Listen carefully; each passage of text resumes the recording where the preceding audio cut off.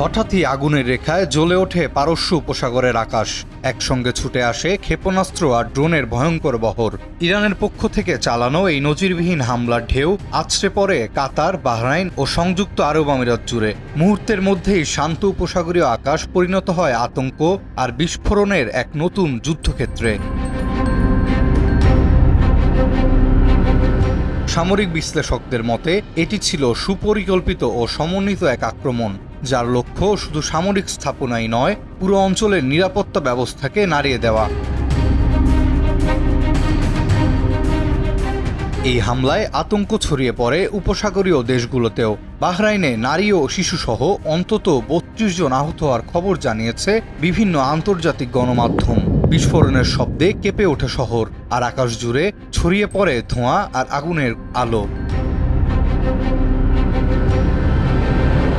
প্রতিরক্ষা বিশেষজ্ঞদের মতে ইরানের এই আক্রমণাত্মক অবস্থান একটি বড় বার্তা দিচ্ছে, আর তা হলো মধ্যপ্রাচ্যে দীর্ঘদিন ধরে চলা ছায়াযুদ্ধ হয়তো এখন আর গোপনে সীমাবদ্ধ নেই, বরং তা ধীরে ধীরে রূপ নিচ্ছে প্রকাশ্য ভয়াবহ এক আঞ্চলিক যুদ্ধে।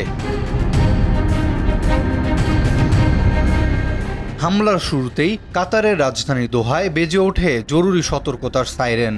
স্থানীয় সময় রাত ৩:৩০টার দিকে শহর জুড়ে জারি করা হয় উচ্চমাত্রার সতর্কতা। মুহূর্তের মধ্যেই বাসিন্দাদের মোবাইল ফোনে পৌঁছে যায় জরুরি বার্তা। অবিলম্বে নিরাপদ আশ্রয়ে যাওয়ার নির্দেশ দেওয়া হয় সবাইকে। এর কিছুক্ষণের মধ্যেই দোহার আকাশ কেঁপে ওঠে একের পর এক বিস্ফোরণের শব্দে। প্রত্যক্ষদর্শীরা জানান, মাত্র কয়েক মিনিটের ব্যবধানে অন্তত ১২ থেকে ১৩টি প্রচণ্ড বিস্ফোরণ শোনা যায় শহরের বিভিন্ন প্রান্তে। ধেয়ে আসা ইরানি ক্ষেপণাস্ত্রগুলো লক্ষ্য করে পাল্টা প্রতিরোধ গড়ে তোলে কাতারের প্রতিরক্ষা বাহিনী। একের পর এক ইন্টারসেপ্টের ক্ষেপণাস্ত্র ছুটে যায় আকাশের দিকে। মুহূর্তেই দোহার রাতের আকাশ যেন পরিণত হয় আগুন আর আলোর এক ভয়ঙ্কর দৃশ্যে।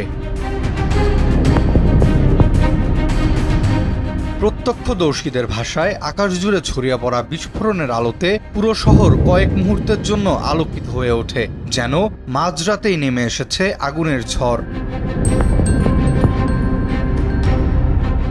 পরে কাতারের প্রতিরক্ষা মন্ত্রণালয় এক আনুষ্ঠানিক বিবৃতিতে জানায়, তাদের সশস্ত্র বাহিনী অত্যন্ত সফলভাবে এই বড় আকারের ক্ষেপণাস্ত্র হামলাটি প্রতিহত করতে সক্ষম হয়েছে। তবে প্রায় ১৫ মিনিট ধরে চলা এই রুদ্ধশ্বাস পরিস্থিতি দোহাবাসীর মনে গভীর আতঙ্ক তৈরি করেছে।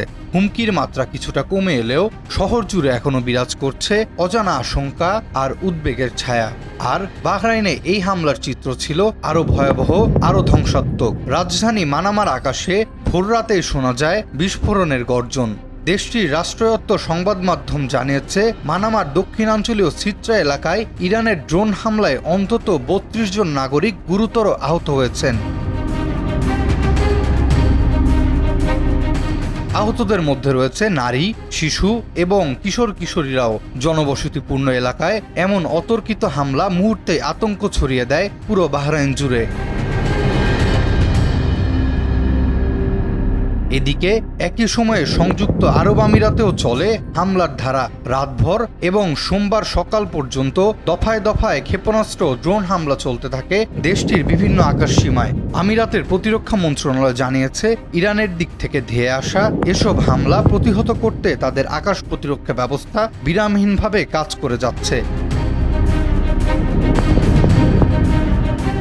তবে পরিস্থিতি আরও জটিল হয়ে ওঠে যখন ফুজাইরাহের গুরুত্বপূর্ণ তেল শিল্প এলাকায় একটি ড্রোন ভূপাতিত করা হয়। প্রতিরোধের সময় ড্রোনটির জ্বলন্ত ধ্বংসাবশেষ নিচে পড়ে সরাসরি একটি শিল্প স্থাপনার ওপর।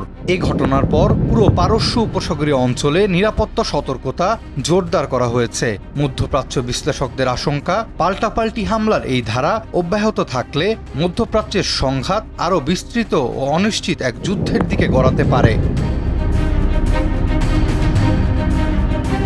আরাফাত ইয়াসার, RTV।